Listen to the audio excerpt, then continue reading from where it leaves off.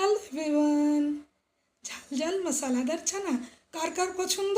আমাদের কিন্তু ভীষণ পছন্দ। তাই জন্য রাতে ভিজিয়ে রেখেছিলাম বেশ অনেকটা পরিমাণ কালো চানা, কারণ আজকে ব্রেকফাস্ট তৈরি করব। দেখো এদিকে ধুয়ে নিচ্ছি চানাগুলো ভালো করে, কারণ অনেক সময় এতে অনেকটা পরিমাণ মাটি থেকে যায়।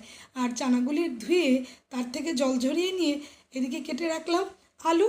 আর কী নিচ্ছি দেখতে থাকো ভিডিওতে। দেখো এদিকে পেঁয়াজ, রসুন, কাঁচা লঙ্কা মশলা হিসেবে ব্যবহার করার জন্য সবগুলোই ভালো করে গ্রাইন্ডারে পেস্ট করে নেব। পেস্ট করে নিয়ে তারপরে এটা কিসে রান্না করছি সেটাই তোমাদেরকে দেখাবো। গ্যাস চাপিয়ে দিলাম, এবার গ্যাস অন করার পরে বসিয়ে দিলাম এতে প্রেশার কুকার। আর এদিকে দেখো যে মশলাগুলো কেটে রেখেছিলাম সেই সবজিগুলোকে ভালো করে গ্রাইন্ড করে নিচ্ছি, এবং গ্রাইন্ড করে নেওয়ার পরে এদিকে দিয়ে দেব বেশ অনেকটা পরিমাণে সর্ষের তেল। এই রান্নাটি কিন্তু সর্ষের তেলে খেতেই স্বাদ। আর বুঝতেই পারছো ভিডিওতে দেখো ধোয়া ওঠা শুরু করেছে। আর সম্বার দেওয়ার জন্য নিচ্ছি পেঁয়াজ আর টমেটো, দুটোই কুচি করে রেখেছি। তো দিয়ে দেব সম্বার।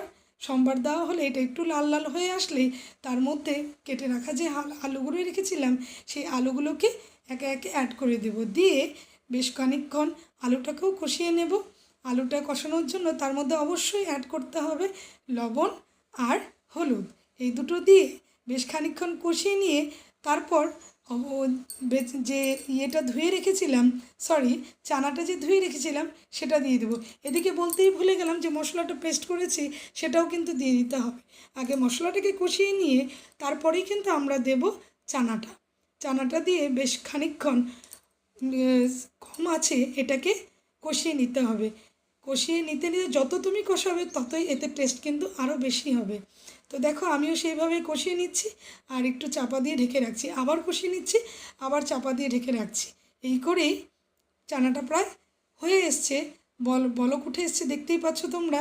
তার স্বাদ বাড়ানোর জন্য এতে দিয়ে দিচ্ছি কিছু পরিমাণ চিনি, আর অবশ্যই দেব অল্প পরিমাণেই জল। খুব বেশি পরিমাণ জল অ্যাড করব না, কারণ জল বেশি দিলে চানাটা কিন্তু মাখা মাখা থাকবে না, একদম ঝোলের মতো হয়ে যাবে। তাই সেই জন্যই অল্প পরিমাণেই জল দিলাম। আর আমি একটু টেস্ট করে দেখছি নুন হলুদ সব কিছু ঠিক আছে কি না। দেখো